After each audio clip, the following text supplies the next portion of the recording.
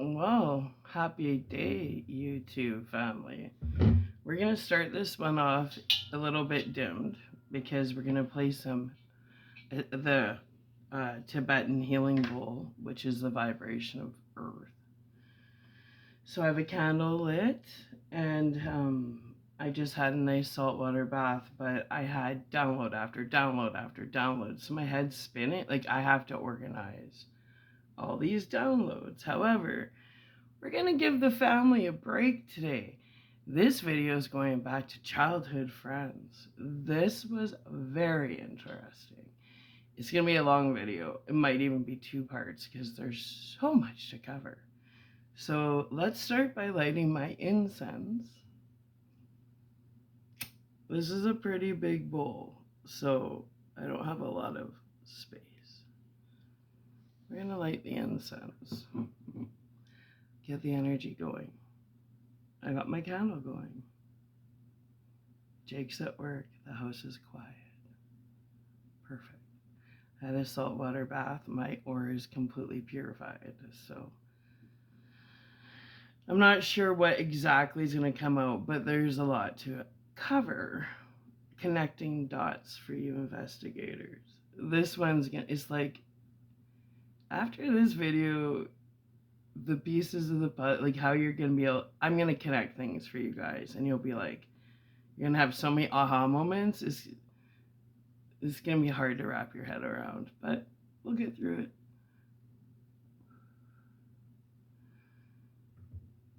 All right.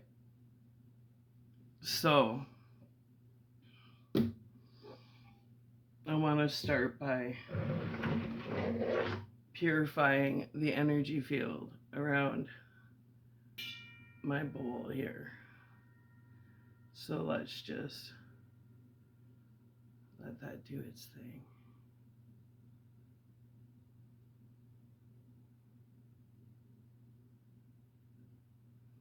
We don't want distortion now, do we? Not with this video. Childhood friends, hey? Ooh. You guys have clearly been up to no good the last few decades, but I always knew that. I just got details. Interesting.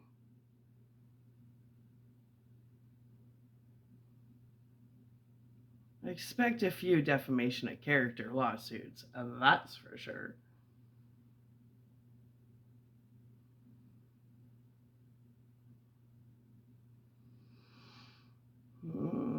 I see it's not done. I can feel the tension. See, it's copper. Crystals. It's doing his thing. I want to get a really nice, well, there we go, nice circular vortex going.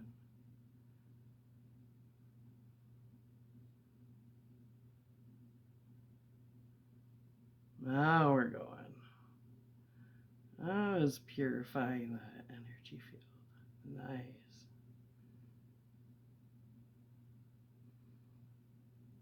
Whoa, it's getting it in the face.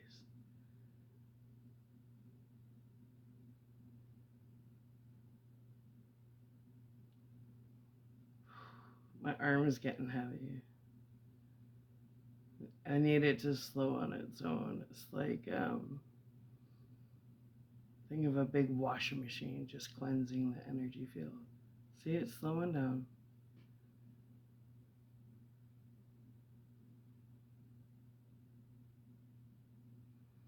Okay. Thank you. All right. So the frequency I'm playing, it's a truth frequency. The code I'm playing, the frequency I'm playing, therefore, all information I'm putting out in this video is of authentic truth, and anybody involved with this will be incapable of lying because, well, that's just where we're at. The frequency I'm playing will make you incapable of bullshit. Okay? Okay. Let's play. Let's play ball. Bowl, not ball, you know. Like, take me out to the ball game? Well, let's play bowl. Anyway, let's go.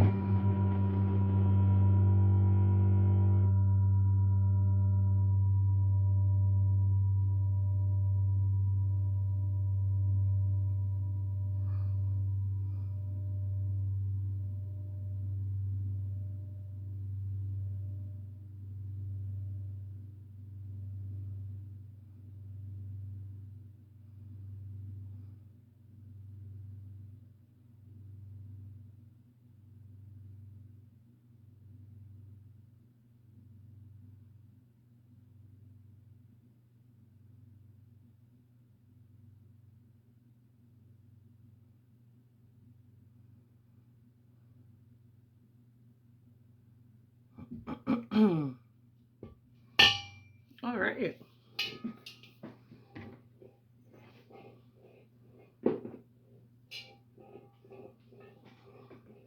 And that was fun. All right. So we have a lot to cover. We sure do. Okay. So while I was playing with the ball, I was trying to figure out where are we going to start to cover from. I missed my microphone, so I'm glad to have it back. Okay. Where do we start? Oh, this is a doozy. We're going to give the family a break. We're going to childhood friends. They're actually more corrupt. They're the most corrupt. Well, we sure have lots covered out, don't we? Okay, let's start with the least interesting. Colleen Mullen. I understand you think it's a smart idea to tell my neighbors if they want hard drugs, they can come to me and I can supply them with them. Colleen Mullen, I don't do hard drugs. Not my thing.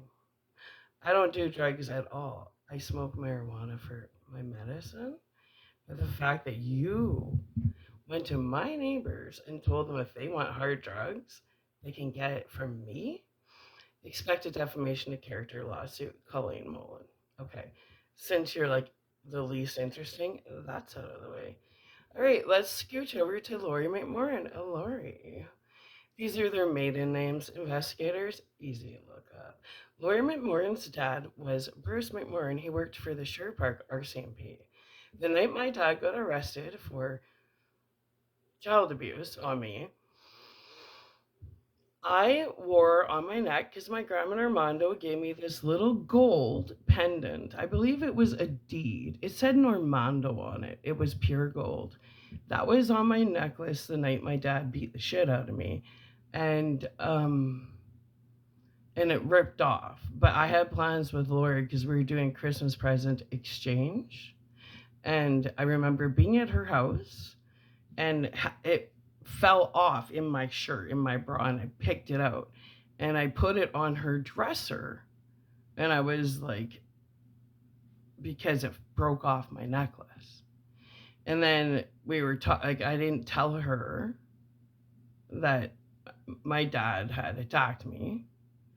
And all of a sudden, it just fell off, and I had put it on there, and I showed her, this was something my grandma Armando gave me. And then I didn't know what it was at the time. My grandma just said, keep it safe, so I kept it on my chain. But it was gold, and it said Armando. I'm pretty sure it was a deed to something, because my grandma said it was really important. Well, so now all of a sudden, like, I remember it had just fallen off, put it on her dresser, and Lori McMorrin's mom, she worked for the government. Her dad was, like I said, an RCMP for the Sherwood Park Police Department. Her mom's like, Sarah, I need you to come up here. And me and Lori went up. My mom was sitting there with a rum and Coke with a sob story. Now, I didn't like telling people. My dad always said, what happened in the house, stay in the house. And I took that really seriously. So when there's family fights and stuff, I wasn't telling people about it. I just sucked it up. Well, now my mom was bringing our in-home drama to my friend's doorstep, which I did not appreciate. So in the drama, all of a sudden, I remember Bruce saying, I'm like, I don't want my dad arrested. And Bruce is like, no, you can just file a complaint. We're not going to arrest him. File a complaint. Therefore, if this ever happens again, then we can take precaution. Like, we can take action, kind of thing. I remember that conversation because I remember saying, I do not want to have my dad arrested. And then Bruce called in the department, and my mom and I went. They talked to my mom first, then they talked to me. And they said, and Bruce told me my dad would not get arrested. And then all of a sudden, the officer said, we have no choice but to arrest your father. And I was devastated. Well, in the meantime, because of all this drama, I forgot about this gold pendant that said Normando on it that my great grandma gave me. And it was gold. And Lori McMorrin, where's my pendant? I'm pretty sure it was a deed to something. With all the drama of my dad getting arrested that night, I completely forgot about that pendant until just now when I had my saltwater bath. Where's the pendant, Lori? And considering your dad was an RCMP, did you not show him it? Like, did you not show anybody in your family that pendant? Like, nobody questioned where it came from? I'd like my pendant back, please, Lori. Okay. So, now, Lori, now that story kind of moves into the Angie Anderson story. So, and Angie, it just keeps getting connected. Well, Angie Anderson. Angie Anderson had a farm in Wellington. And I used to go quite a bit. Lori and myself would go to Angie's farm quite often in Wellington. And I remember, like, they were cruel. I'd be sleeping, they would take pictures of putting one hand in cold water, one hand in hot water to make me piss the bed. They thought it was really funny, like they were bullies. And then this happened a few times. They would circle me at the farm and point at me. And they were like, your family hexed you. Your family hexed you. Like, hexed you. You need to talk to Lori and Angie. Lori McMorrin and Angie Anderson. That's their maiden names. I believe Angie Anderson actually is a teacher at a Catholic school. And I think Lori is too. Interesting, right? These good old Catholics. So anyways. So for some reason, Angie knew something about a curse on me, a family hex, because they would do it all the time. They're like, your family hexed you. And it was so brutal. And I would sit there and cry, and I'd be like, they didn't hex me. And they would laugh at me. You're hexed, you're hexed, you're hexed. So, and, that was Lori McMorrin and Angie Anderson. Lori McMorrin, the same one that never returned my pendant, my gold pendant, that I'm pretty sure was a deed to something. Talk about taking advantage of somebody after their dad beat the shit out of them the day before Christmas Eve, right? So Angie, or Lori, where's my shit?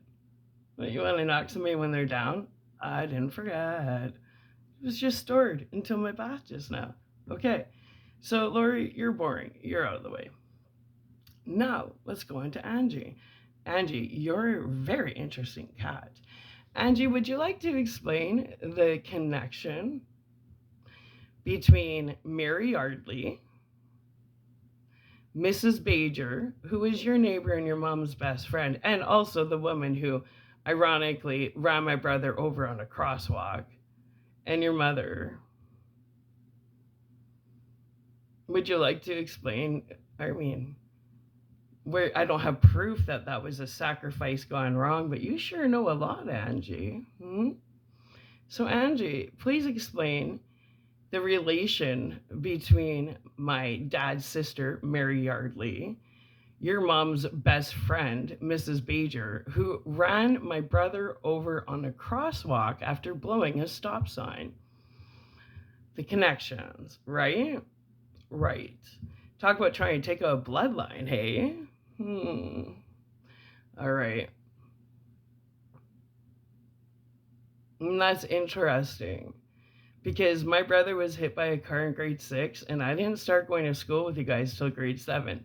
So you guys already knew who I was through Mary Yardley before I even got to this school. And ironically, Angie, you were the one that told everybody I was Hex. So you found that out from Mary Yardley. Angie, you have a lot of explaining to do, I'd say.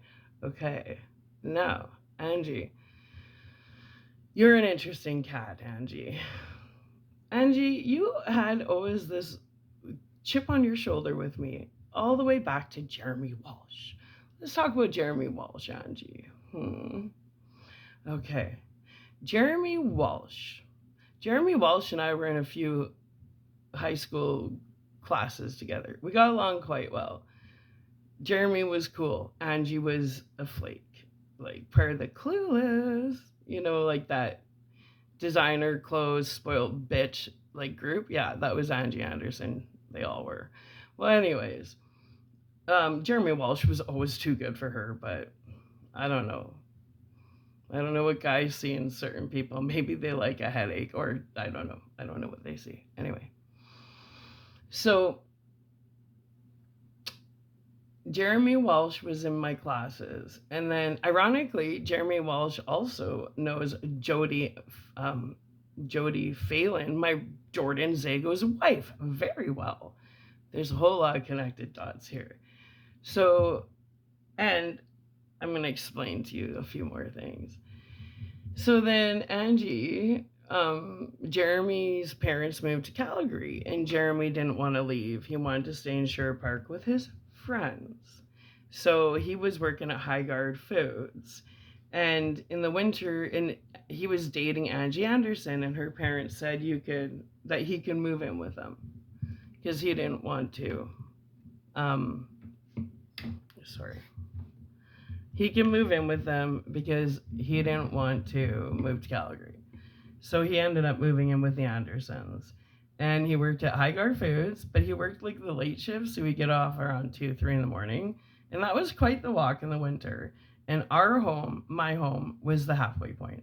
So when it was really cold out, Jeremy would stop at my house in the middle of the night and warm up because it was cold. And then we'd just bullshit, maybe smoke a joint. We were totally platonic. Nothing ever happened between me and Jeremy Walsh. Never. We were just friends. So then he would walk to my house, he would warm up, and then I would drive him to this little pathway that on Village on the Lake that he would walk through because the Andersons' house backed onto the lake. So he'd walk through the path and then walk on the boardwalk and go through the back gate, and his room was in the basement. So we did that all the time, but we didn't think Angie, why even tell Angie? Why make her think something was up when nothing was up? I was just giving him a ride because it was freezing out. Well, then Angie started, I don't know where she got this weird assumption that I heard a few people approach me. They're like, you slept with Jeremy? I'm like, no, I never slept with Jeremy. I would never do that.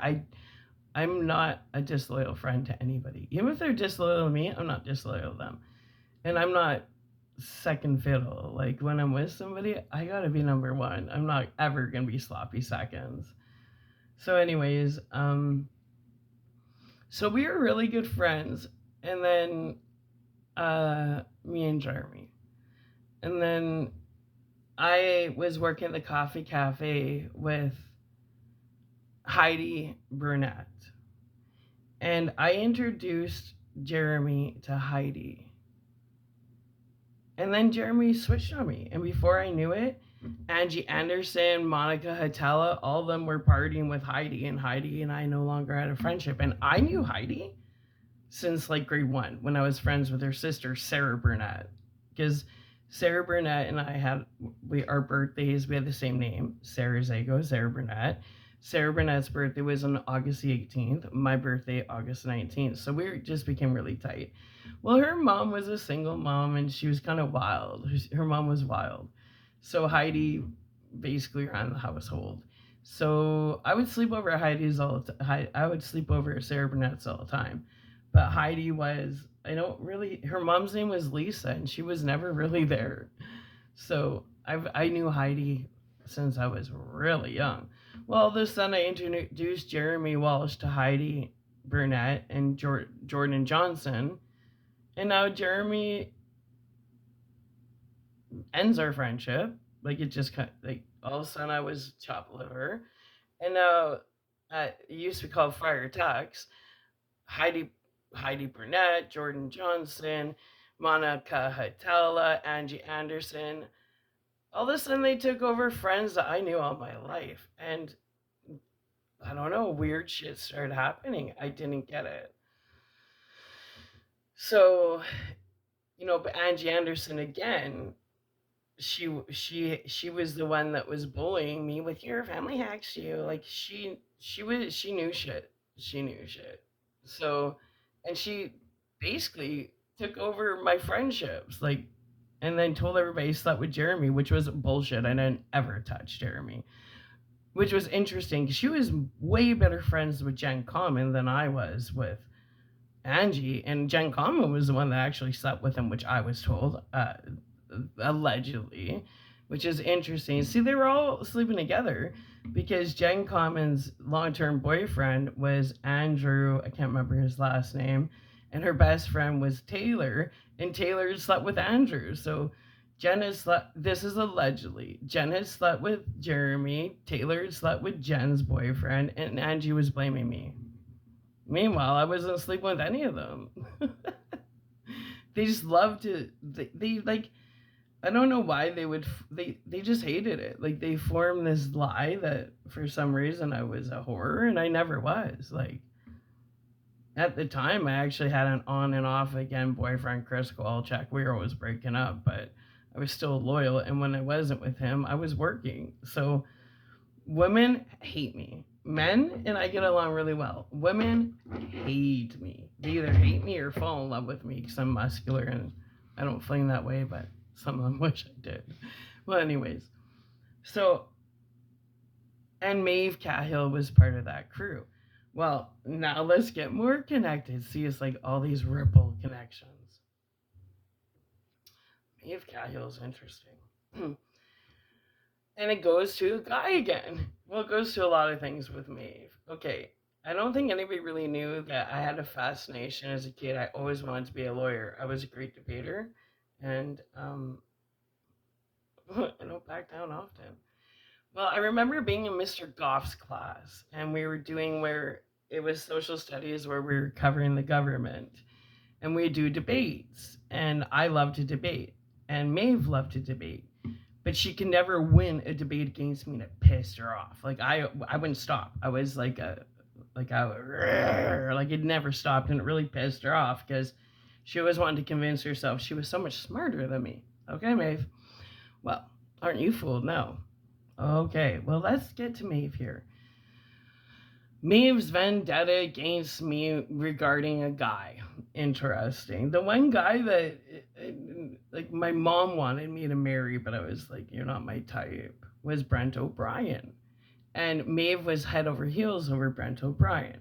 Well, Brent O'Brien was head over heels over me. And I broke up with Brent O'Brien for Chris Kowalczyk. And then Brent O'Brien had this nervous breakdown. Like had a coffee with him years later. He's like, "'Cause of you, I went on antidepressants," and he lost. Like he really laid into me about how I destroyed his life. I dated him on and off for 2 months, so a total of probably 3 weeks. We didn't make it past second base. So for someone to deem me as the problem to their mental health issues, buddy, we didn't make it past second base. Like, what the fuck? Right? I don't owe you my life. Anyway, so then when I broke up with him, he started dating Maeve Cahill. Well, we had made this little, because we got our hands on a VHS recorder, so we had fun making home videos. And we were interviewing each other, and at the time they were like, "Who's your boyfriend?" I was wearing a Santa hat, and I'm like, "Brent O'Brien, da da da da da da da da." Well, after we'd split up and whatever, I guess Maeve had played that video, and Brent got really upset because he wasn't over me yet, and it really pissed Maeve off because She always wanted to convince herself she was above me. So she couldn't beat me at a debate in high school or in junior high. And she was sloppy seconds. Well, can't even say that. Nothing happened with him and I. But she was the fall girl after my boyfriend. I dumped him and she chased him. Well, he wasn't over me, and she knew that because he would express how he felt about me while he was with her. So now she has a huge vendetta against me just for that, and because her ego was blown during debate in junior high. But there's more to it.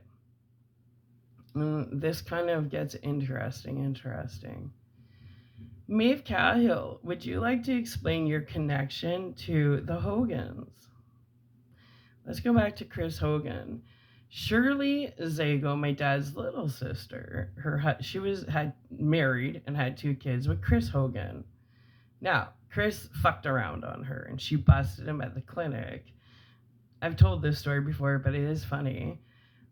She busted him because he was a chiropractor or an acupuncturist at the clinic he worked for, or he had.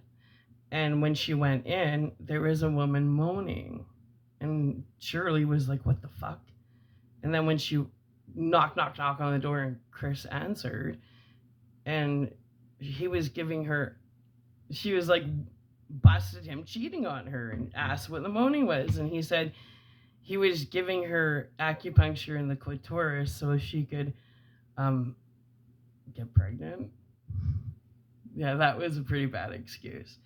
So he destroyed my auntie. Well, I'm not even call her. She's never earned the right to be auntie. But Chris Hogan destroyed her psyche. And he did that a lot because she had mental health issues. Like, she spent some time in a mental institution. She was on antipsychotics. And he got into acupuncture. And he thought he could cure her. And then after he had affairs on her and left her, he left her dry out, basically left with tons of mental health issues, and obviously didn't continue to help her holistically. So his sister, Angela, or I don't know, yeah, there was Maura, Angela, I think it was Angela, I don't know, but his sister, she was an Irish dance teacher she had an Irish dance school, and Maeve Cahill was an Emmett, and that whole crew, they were part of her dance classes. I know that Gabriella Hogan was part of it too, so they all know each other. So Maeve knows my cousins, but the family that destroyed Shirley Zago's psyche was Maeve Cahill's Irish dance teacher. Okay. Which gets more interesting because can you guys explain to me why someone who destroyed, allegedly, Shirley's psyche, why the Hogans are working as, what was the download? Like human resources or whatever, or accountants. Why is the Hogans, who completely fucked with Shirley's psyche, working as accountants on Grace Rosenau's salmon fishing boat? That's interesting. Grace, why would if Chris destroyed Shirley's psyche, why would you hire his sister to work on your salmon boat? The only thing I can think of is Shirley was behind the scenes the whole time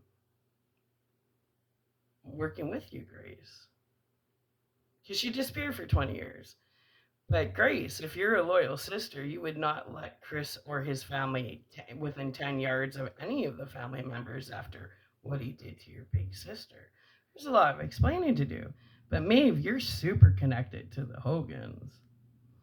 And correct me if I'm wrong, but is Hogan Trucking connected to you, Chris, and your family by chance? Not that I did a little research or digging. So, well, let's continue with the Cahills. Okay. And then we get into the Platzes. It just keeps going, right? So, Maeve has an older sister named Ava Cahill. Ava, I'm aware that you are a principal at St. Luke Catholic School, or the last I heard. Congratulations. Another Catholic school. You must be proud of yourself. I'm also aware that you married a lawyer, I believe, from my download, a lawyer that Maeve, I think, went to university with, and you guys all went skiing together and you met this lawyer. Interesting. Okay, Ava. Ava. It was at one of your house parties when your parents were in Ireland, because remember, we would all party at your guys' house all the time. When you and Jem Platts and your whole crew, because Maeve would have us, her friends, over, you would have your friends over, which was part of my sister's crew, and we would all be partying together. Well, you guys all knew that Chelsea had a cocaine problem since she was 16 years old. And I remember being at the party where Jen Platts was banging on the bathroom door upstairs while Chelsea was doing a bunch of rails. And Jen came, I went upstairs and Jen was banging on the door. She's like, if you don't come out of there, I'll never talk to you again. Jen Platts was the only true friend Chelsea had. And she ditched Chelsea because Chelsea just had her nose too much in the powder. Jen wasn't into that. Jen was cool. I liked Jen. Well, anyways, I liked the Platzes. Well, anyways, so Jen I remember her clearly banging on that door upstairs at Aoife Cahill's house in the upstairs bathroom, telling Chelsea if she didn't come out of that bathroom, their friendship was over. That's what you call a good friend. And when I went up, Jen was all upset, and I asked her what was wrong, and we went into Maeve's. I remember in Maeve's bedroom, it was dark, and Jen told me, your sister has a serious cocaine problem. And they were 16. And Chelsea wouldn't come out of that bathroom. She was powdering her. She was having a lot of fun with that powder that night. So, everybody was well aware of Chelsea's mental health issues and her drug addictions. Everybody was.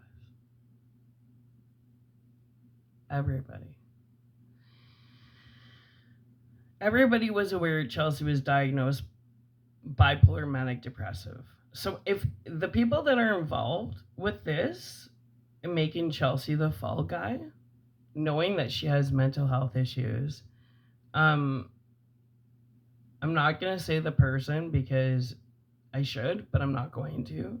But Chelsea and another person were diagnosed with herpes at the same time. Okay? Of that group. That group knew Chelsea had herpes. Everybody did in that group because her and somebody else were diagnosed at the same time. The other somebody else was a girl. Like, they didn't catch it from each other, but very same circle, right? Well, anyways. So,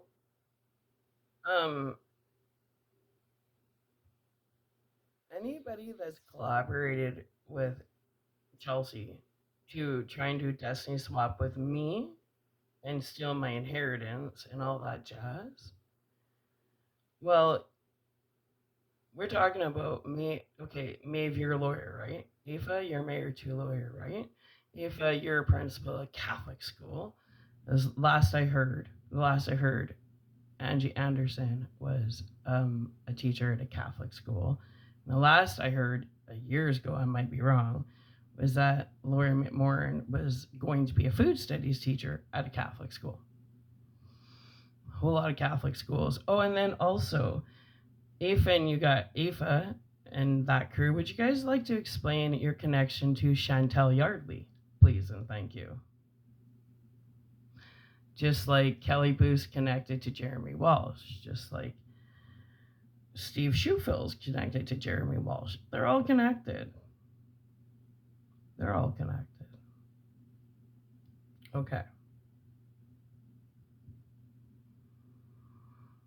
So, Lori McMorrin, where is my gold pendant that says Normando on it? Pretty sure it's a deed. That was ripped off my neck by my father the day before Christmas Eve when he got arrested for child abuse on me. You know, like, talk about stealing something from somebody when they're down. It fell off me. I put it on your dresser. I can see it clearly in your room. Your room across from your brother Robbie's room. Funny, your dad was a cop and Robbie was a pot dealer before it was legal. and you stole my pendant. Well, not giving something back when you know it's somebody's, that's theft. Yeah. Interesting family. Not all cops' children are perfect, are they? Okay, now, is there anything else I want to cover while I have this open mic time? Oh yeah. So you guys attacked me. Do you guys realize how bad this looks in court? That you guys attacked, or you guys are all like wrapped up with the Catholic system, right? And you guys attacked a disabled person. I am on permanent disability. That's not looking really good for you guys. You also use someone that you knew was diagnosed bipolar manic depressive, and you let them think that they were all cool and you guys were all one big tribe.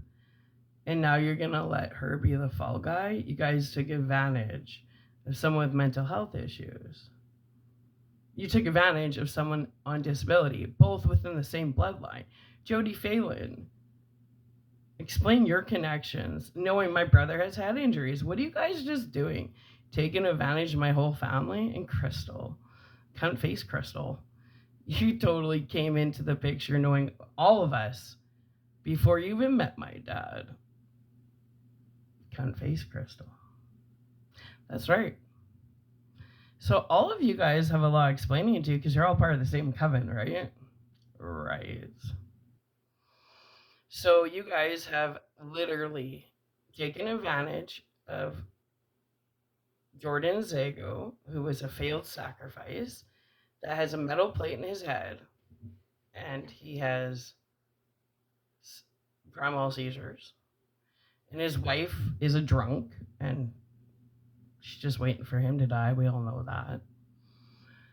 You guys took advantage of Jamie Zago, knowing he's so insecure and all he wants is his music break. But you guys know how insecure Jamie is. Jamie needs validation from Jamie's always been super insecure. So you took advantage of someone who is totally insecure, like would do anything for attention and validation. Jamie's always been that way. You took advantage of Jordan, who has a metal plate in his head, who was a failed sacrifice by who? Angie Anderson's mom's best friend. Nice. Who was also Ben's best friends with Mary Yardley, Al Zago's sister. Family sacrifice gone wrong once again.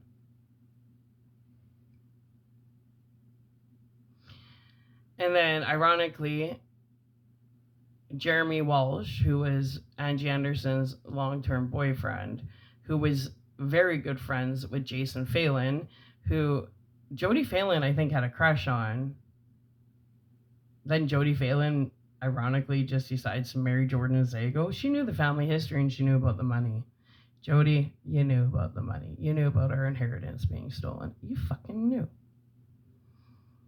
And you just knew, you know what? Just keep Jordan drunk and oblivious to everything and energy harness off him, and eventually Caesar's going to take him out while he's drunk, and you're rich, right, Jody? You're a bitch. All right. And then you guys all make Chelsea think that she's a queen of the underworld, knowing you're taking advantage of someone that you knew had mental health issues. You know, Chelsea will have to get therapy, but you guys took advantage of someone with mental health issues. You set her up. And drug addictions. Like, you guys are horrible people. Me, I had 30 pounds fall on my head, which is ironic because Kelly, who was the bartender at Montana's where this happened to my head, her family is best friends with Lori McMorrin's family. Look at the connection. So was the hit put on me from my family, or was the hit put on me from these childhood friends because they stole the deed to the Normandos? What is it? Mineral rights? And you guys were so scared of getting busted. So you had to take my whole family out. Looks like you fucked up. Interesting, right? Well, I'm sure I'll put more together. I'm going to watch this video back. I'm sure more will come back. And after my next saltwater bath, well, I guess we'll just have more story time. You guys have a whole lot of fucking explaining to do. And Colleen Mullen, well, going around telling people they can get hard drugs from me? Someone who's never done hard drugs, really? Oh, sorry. I tried cocaine 3 times in my 46 years of life, and I didn't like it. But you went around telling my neighbors if they wanted hard drugs, they could come to me. And you know the neighbor's going to have to be subpoenaed to that, right, Colleen? Okay, so expect a defamation of character lawsuit on your fat ass. All right, bye for now, assholes. Dirty Dozen, hey? You guys are losers. Such losers. Yeah, you guys better get used to visiting some soup kitchens soon because you guys are losing your careers. Catholic system, look what you guys have done. You're losing your reputation around Sherwood Park. You're going to lose your careers. You're going to lose your homes. You're going to lose everything. And you're going to be ching in jail if you guys don't start, I don't know, taking plea bargains and telling the fucking truth. Bye for now, bitches.